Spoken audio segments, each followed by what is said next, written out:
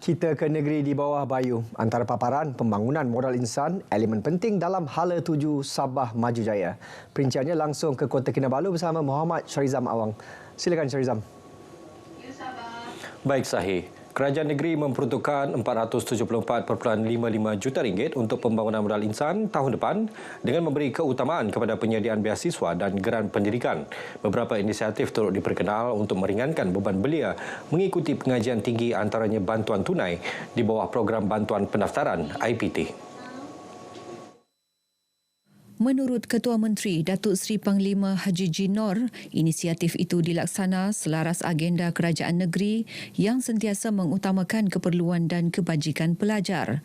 Beliau berucap merasmikan penutupan kejohanan sukan Majlis Sukan Institut Pengajian Tinggi Swasta Mahasiswa Zon Sabah di University College Sabah Foundation UCSF, Kota Kinabalu. Terdahulu berucap, Naib Chancellor UCSF Dr. Rafiq Idris berkata, UCSF akan terus menyokong agenda Pelan Pembangunan Sabah Maju Jaya dengan melahirkan lebih ramai graduan UCSF berkemahiran dalam pelbagai bidang.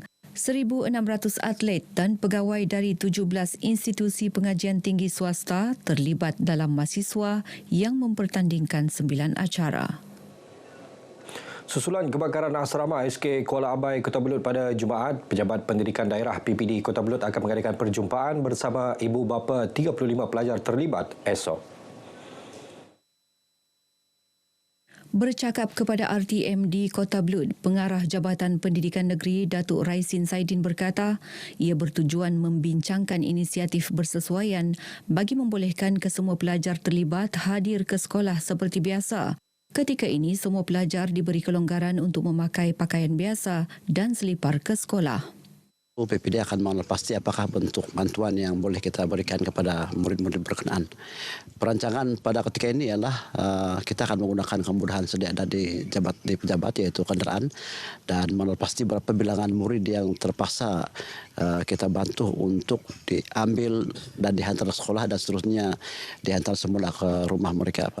Dalam pada itu, Datuk Raisin memaklumkan pihak sekolah juga akan mengadakan sesi kaunseling bagi memberi sokongan moral kepada pelajar dan keluarga.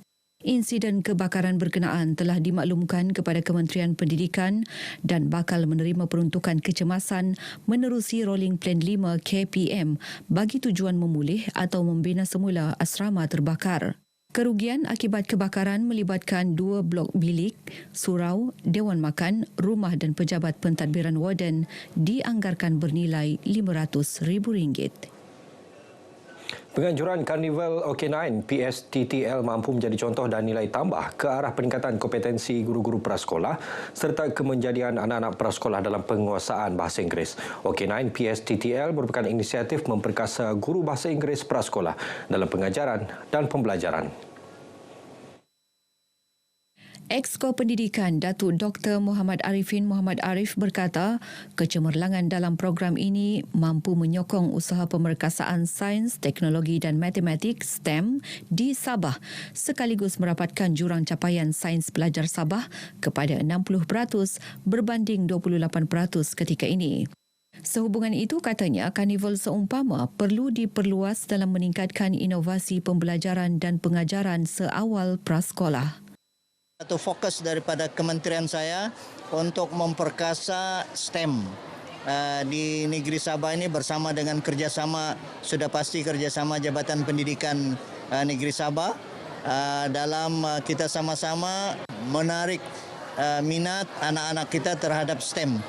Kita punya peratusan baru 28%, sedangkan sasaran untuk negara ini 60-40 dan kita akan berusaha dengan sehabis baik. Datuk Arifin berkata demikian kepada media di Kota Kinabalu selepas merasmikan karnival OK9 PSTTL. Dalam pada itu, Datuk Arifin yang juga Menteri Sains, Teknologi dan Inovasi mahu semua pejabat pendidikan di Sabah mewujudkan sudut-sudut sains di setiap sekolah. Ia sekaligus mendokong komitmen kerajaan memperkasa dan membudayakan sains dan teknologi dalam tempoh 3 tahun. Dalam majlis ini, bekas pengarah pendidikan Sabah, Datuk Tahniah Jaman, dipilih tokoh inspirasi bagi menghargai dan mengiktiraf peranan beliau sebagai perintis program tersebut yang diadakan sejak 2 tahun lalu.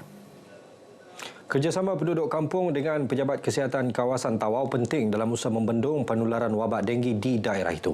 Kerjasama itu membolehkan aktiviti gotong royong diadakan secara berterusan untuk memastikan kawasan perumahan sentiasa bersih dan bebas daripada tempat pembiakan nyamuk Aedes. Semua harus ada rasa tanggungjawab untuk memastikan seluruh kawasan kita bebas dari tempat pembiakan nyamuk Aedes. Saya berharap agar seluruh masyarakat Tawau dapat mengamalkan amalan hidup yang sihat, yang menjaga kebersihan rumah mereka, jaga kebersihan persekitaran rumah mereka, jaga kebersihan seluruh bandar di Tawau ini daripada tempat-tempat yang menyebabkan nyamuk-nyamuk Aedes ini boleh membiak. Beliau yang juga adun apas bercakap kepada RTM selepas melancarkan gotong royong gempur Aedes, anjuran Pusat Daerah Mengundi PDM1 Apas dan Pejabat Kesihatan Kawasan Tawau di perkarangan Masjid An-Nur Kampung Tinagat Laut Batu Tujuh, Tawau. Gotong royong melibatkan 150 penduduk kampung Batu Payung Membalua dan Tinagat Tawau itu diadakan susulan 2 kes baharu jangkitan denggi melibatkan penduduk di kampung berkenaan. Dalam pada itu, Jabatan Kesihatan Tawau juga giat mengadakan kawalan dan kempen selain rondaan dan pemeriksaan bagi membantras kawasan pembiakan nyamuk Aedes. Jabatan Pendaftaran Negara JPN Daerah Kalabakan yang memulakan operasinya Jumaat lepas memudahkan lebih 48,000 penduduk daerah berkenaan melakukan urusan pendaftaran dokumen dengan lebih cepat berbanding sebelum ini yang memerlukan penduduk ke Tawau untuk berurusan di JPN. Selain jarak perjalanan yang jauh dan mengambil masa sekurang-kurangnya 1 jam 30 minit, ia juga secara tidak langsung mengurangkan kos perjalanan. Dokumen pengenalan dan juga kelahiran dan juga kos pengangkutan kami lah. Kalau dari Kalabakan pergi ke Tawau sebenarnya lebih kurang RM30. Pergi saja, balik RM30. Itu tidak termasuk kos makan dan minum lah. Sangat-sangat meringankan beban warga kampung lah, khususnya untuk warga-warga penduduk kampung Kalabakan dan sekitarnya. Contohnya macam kami biasanya untuk meminta pengesahan sahaja, kos perjalanan tu agak tinggi, belum lagi masuk kos untuk makan. Kadang-kadang kami ada urusan macam surat lahir tergendala, kami terpaksa bermalam dan kos itu sangat tinggi bagi penduduk jauh macam kami.